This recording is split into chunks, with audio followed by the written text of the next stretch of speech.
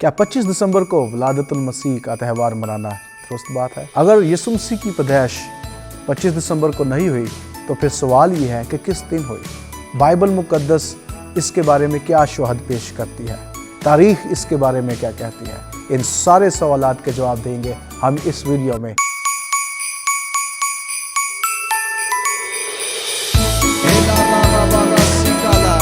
दुआ का जो ये लेवल गाएंगे, नहायत है खुदा मेहरबान लीडर से काम करता है। एक ऐसा वाकया है, ये जरूरी सवाल है और इनका हर रसूल ने जब अपनी इंजील लिखी तो उस वक्त मसीह यीशु के तजस्सुम पर और फिर यूहन्ना रसूल ने एक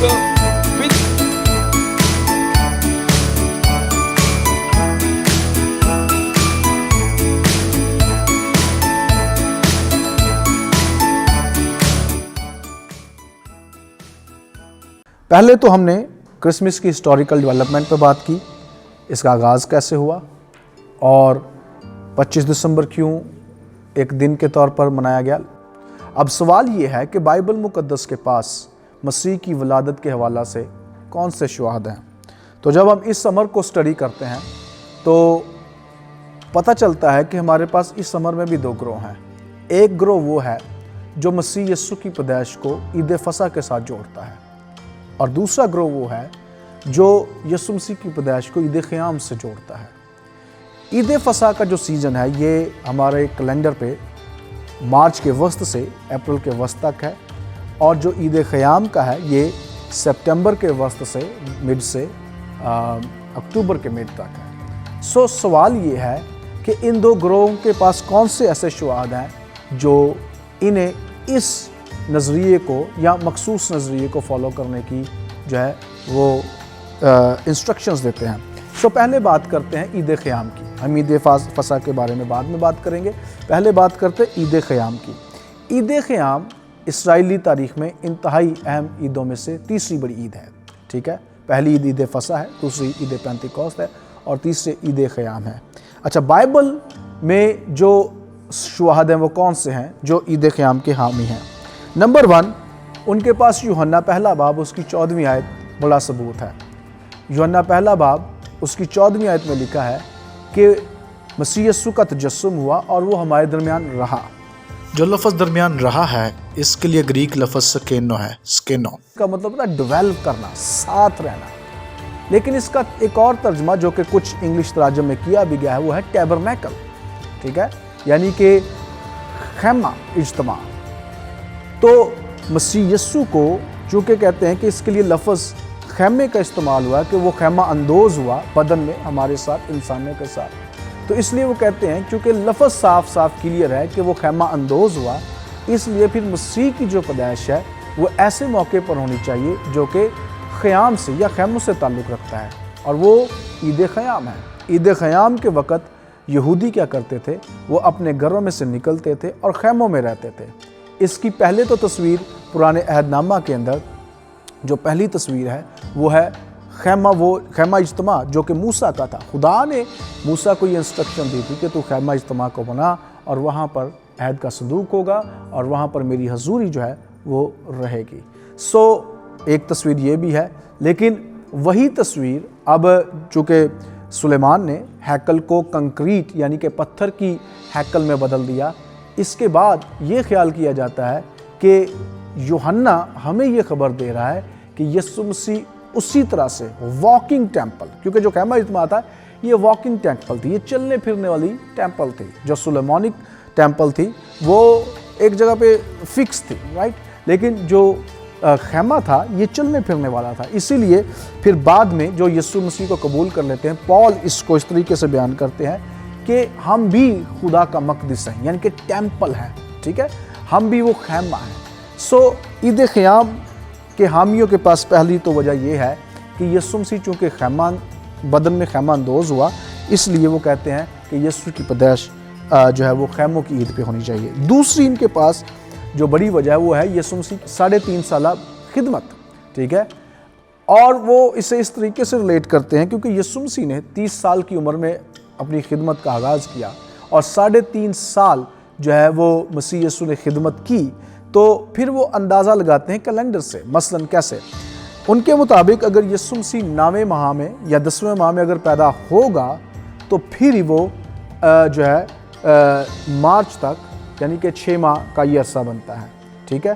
سال ٹو سال جب آپ کور کرتے ہیں تو مسیح یسوع کی 33 سال عمر بنتی ہے عید قیام سے عید قیام تک، اور اگلے 6 ماہ یسوع مسیح کو پھر عید فصح تک لے کے جاتے ہیں جو کہ 6 ماہ بنتے ہیں۔ اس طریقے سے وہ کہتے ہیں کہ یسوع مسیح کی اس لیے پیدائش عید قیام کے موقع پر ہونی چاہیے کیونکہ ان کی جو خدمت ہے 3.5 سالہ وہ اسی طریقے سے جسٹیفائی کی جا سکتی ہے۔ سمر میں اور بھی باتیں ہیں، لیکن اب ہم آتے ہیں دوسری طرف عید فصح کے حامیوں کی طرف۔ عید فصح کے جو حامی ہیں ان کے پاس بھی اسی طرح سے بائبل مقدس میں سے کچھ اشارے شواہد موجود ہیں۔ نمبر 1، مسیح یسوع کا بپتسمہ۔ سوال یہ ہے کہ یسوع کا بپتسمہ کیسے عید فصح کے ساتھ اس کی پیدائش کو جوڑتا ہے؟ تو جواب بڑا سمپل ہے، کیونکہ ہم جانتے ہیں کہ گاسپل رائٹرز جو انجیل کے لکھاری ہیں وہ لکھتے ہیں کہ یسوع مسیح جب 30 سال کا ہوا تو مسیح نے اپنی خدمت کا آغاز کیا، اور اس غرض سے وہ یوحنا اصطباغی کے پاس آئے اور انہیں بپتسمہ دیا۔ یعنی کہ جب یوحنا اصطباغی سے مسیح یسوع نے بپتسمہ لیا اس وقت ان کی عمر 30 سال تھی، ٹھیک ہے۔ اب سوال یہ ہے کہ اس وقت سیزن کیا تھا؟ تو رائٹرز کے مطابق بیسیکلی وہ عید فصح کے دن تھے۔ بائبل مقدس کے مطابق جب کوئی شخص 30 برس کا ہوتا تبھی وہ خدمت کے لیے تصور کیا جا سکتا تھا۔ اس لیے جب مسیح یسوع کی 30 سالہ زندگی پوری ہوئی تو انہوں نے، ہم جانتے ہیں یوحنا کی انجیل پھر متی کی انجیل کے مطابق یسوع مسیح جو ہے یوحنا اصطباغی کے پاس آئے اور انہوں نے پانی کا بپتسمہ لیا۔ چونکہ جب یسوع مسیح نے پانی کا بپتسمہ لیا اس وقت ان کی عمر 30 سال تھی، اور جس وقت انہوں نے پانی کا بپتسمہ لیا اس وقت عید فصح کا سیزن تھا۔ ہم یہ کیسے جانتے ہیں؟ ہم یہ اس لیے جانتے ہیں کیونکہ بائبل مقدس میں جب یسوع مسیح کی پانی کے بپتسمہ لینے کے بعد فوراً آزمائش ہوئی اور یسوع مسیح اپنی بیابانی آزمائش سے لوٹے تو یوحنا اصطباغی کا پھر ان سے میل ملاپ ہوتا ہے، ٹکراؤ ہوتا ہے، اور یوحنا اصطباغی انہیں بروں کے درمیان دیکھ کر کہتے ہیں کہ دیکھو یہ خدا کا برہ ہے جو دنیا کے جہان کے گناہ اٹھا لیے جاتا ہے۔ بروں کا وہاں پر دکھنا اس بات کی گواہی ہے کہ اس وقت عید فصح کا سیزن تھا، کیونکہ وہ عید فصح کے برے تھے۔ ولیم بارکلے کے مطابق اور مختلف سکالرز کے مطابق اس وقت وہ جو برے تھے جن میں یسوع مسیح چلا آ رہا تھا وہ اصل میں عید فصح کے برے تھے۔ اسی لیے یوحنا اصطباغی خدا کے لیے قربان ہونے والے بروں کو دیکھ کر ان میں جب یسوع کو اس نے آتے دیکھا تو اس نے اسے خدا کا برہ قرار دیا۔ دوسری بات، بروں کی پیدائش۔ ہم یہ جانتے ہیں کہ تحقیق کے مطابق، سائنس کے مطابق یہ بات سامنے آئی ہے کہ برے جو ہیں یہ صرف سال میں ایک ہی ایسا سیزن جس میں وہ پیدا ہو سکتے ہیں۔ جیسے انسان کسی بھی دن، کسی بھی مہینے میں، سال کے کسی بھی روز پیدا ہو سکتا ہے، برے ایسے نہیں ہیں۔ بروں کی پیدائش صرف اور صرف سپرنگ کے سیزن میں ہوتی ہے، ٹھیک ہے، یعنی کہ موسم بہار جس کا آغاز فروری سے لے کر تقریباً اپریل تک چلتا ہے۔ تو جو گڈریے جن کے پاس فرشتہ رات کے وقت آیا اور وہ جو ہے وہ رکھوالی کر رہے ہیں باہر میدانوں میں، تو چونکہ اس لیے وہ میدانوں میں ہیں کیونکہ بروں کے پیدا ہونے کا وہ وقت تھا، تو اس لیے وہ رات کو بھی میدانوں میں ٹھہرتے تھے تاکہ برہ اگر رات کو بھی پیدا ہو جائے تو وہ اس کی دیکھ بھال کر سکیں۔ اس لیے گڈریے جو باہر رات کو ہمیں نظر آ رہے ہیں وہ اس امر میں ہیں کیونکہ اس سیزن میں برے پیدا ہوتے تھے، اور وہ برے جو تھے وہ بھی ٹیکنیکلی جو تھے وہ ہیکل کی قربانیوں کے لیے تھے، وہ کوئی عام برے نہیں تھے جن کی وہ رکھوالی کر رہے تھے۔ اس لیے خدا نے فرشتوں کو بھیج کر، فرشتوں کی ایک جماعت اور ٹولی کو بھیج کر بروں کی رکھوالی کرنے والے چرواہوں کو یہ پیغام دیا کہ اب مزید شاید تمہیں ان بروں کی رکھوالی کی ضرورت نہ پڑے کیونکہ خدا کا برہ خود زمین پر آ پہنچا ہے۔ چونکہ بروں کے پیدا ہونے کا سیزن عید فصح کا سیزن ہے، اسی لیے یہ خیال کیا جاتا ہے کہ یسوع مسیح کی پیدائش عید فصح کے موقع پر ہونی چاہیے۔ نمبر 3 پر جو کلو ہے وہ ہے خروج کی کتاب میں۔ خروج کی کتاب اس کے 12ویں باب میں خدا نے اسرائیل سے کہا کہ تم جو یک سالہ برہ ہو اسے میرے حضور ذبح کرنا، ٹھیک ہے۔ اور اگر واقع ہی میں خدا کا برہ یعنی یسوع مسیح خدا کا برہ ہے تو پھر اسے اس قانون کے مطابق فل ایج کا ہونا پڑے گا۔ یعنی کہ اگر خدا نے یہ انسٹرکشن اسرائیل کو دی تھی کہ تم عید فصح پر ان بروں کو ذبح کرنا جو کہ عید فصح پر ہوں، ان کی 1 سال عمر ہو، تو ان کی عید فصح پر 1 سال عمر ہونے کے لیے ان کا پچھلی عید فصح پہ پیدا ہونا ضروری ہے۔ یعنی کہ اگر وہ پچھلے عید فصح پر پیدا ہوں گے تو تبھی وہ اگلی عید فصح کے لیے 1 سال کے ہو کر خداوند کے حضور قربانی کے لیے تیار ہو سکتے ہیں۔ اس لیے اس امر کو سامنے رکھتے ہوئے بھی اس بات کے حمایتی کہتے ہیں کہ یسوع مسیح چونکہ عید فصح پر قربان ہوئے ہیں تو ان کو قربان ہونے کے لیے فل ایج یعنی کہ جیسے کہ پیچھے 1 سال کا ہونا، لیکن ادھر فل ایج یعنی کہ ان کو اسی سیزن میں پیدا ہونا پڑے گا جس سیزن میں انہیں قربان کیا جائے، یعنی کہ عید فصح۔